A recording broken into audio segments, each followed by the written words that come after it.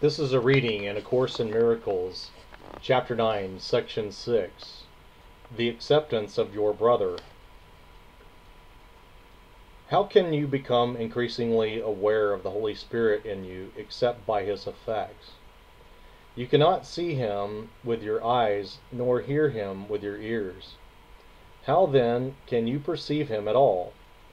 If you inspire joy and others react to you with joy, even though you are not experiencing joy yourself, there must be something in you that is capable of producing it. If it is in you and can produce joy, and if you see that it does produce joy in others, you must be dissociating it in yourself. It seems to you that the Holy Spirit does not produce joy consistently in you only because you do not consistently arouse joy in others. Their reactions to you are your evaluations of His inconsistency. When you are inconsistent, you will not always give rise to joy, so you will not always recognize His consistency. What you offer to your brother, you offer to him, because he cannot go beyond your offering in his giving. This is not because he limits his giving, but simply because you have limited your receiving. This decision, or the decision to receive, is the decision to accept. If your brothers are part of you, will you accept them? Only they can teach you what you are, for your learning is the result of what you taught them. What you call upon in them, you call upon in yourself, and as you call upon it in them, it becomes real to you. God has but one Son, knowing them all as one. Only God Himself is more than they, but they are not less than He is. Would you know what this means?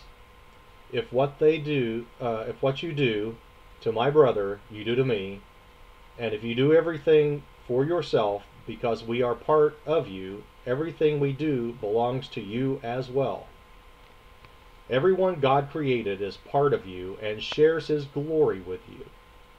His glory belongs to Him, but it is equally yours. You cannot then be less glorious than He is. God is more than you only because He created you, but not even this world would He keep from you. Therefore, you can create as He did, and your dissociation will not alter this. Neither God's light nor yours is dimmed because you do not see. Because the sonship must create as one, you remember creation whenever you recognize part of creation. Each part you remember adds to your wholeness because each part is whole. Wholeness is indivisible, but you cannot learn of your wholeness until you see it in everywhere. You can know yourself only as God knows His Son, for knowledge is shared with God. When you awaken Him, you will know your magnitude by accepting His limitlessness as yours. But meanwhile, you will judge it as you judge your brothers and will accept it as you accept His. You are not yet awake, but you can learn how to awaken. Very simply, the Holy Spirit teaches you to awaken others. As you see them awaken, you will learn what waking means, because you have chosen to wake them. Their gratitude and their appreciation of what you have given them will teach you its value. They will become the witnesses to your reality as you were created witness to God's. Yet when the sonship comes together and accepts its oneness, it will be known by its creations, who witness to its reality as the Son does to the Father. Miracles have no place in eternity because they are reparative. Yet, while you still need healing, your miracles are the only witnesses to your reality that you can recognize. You cannot perform a miracle for yourself because miracles are a way of giving acceptance and receiving it. In time, the giving comes first, though they are simultaneously in eternity, where they cannot be separated. When you have learned they are the same, the need for time is over. Eternity is one time, its only dimension being always. This cannot mean anything to you until you remember God's open arms and finally know His open mind. Like Him, you are always in His mind and with a mind like His.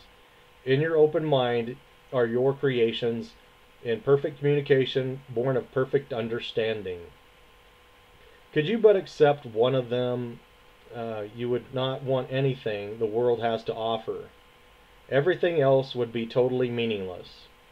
God's meaning is incomplete without you, and you are incomplete without your creations. Accept your brother in this world and accept nothing else. For in Him you will find your creations because He created them with you. You will never know that you are co-creator with God until you learn that your brother is co-creator with you. That is the end of a reading in A Course in Miracles, Chapter 9, Section 6.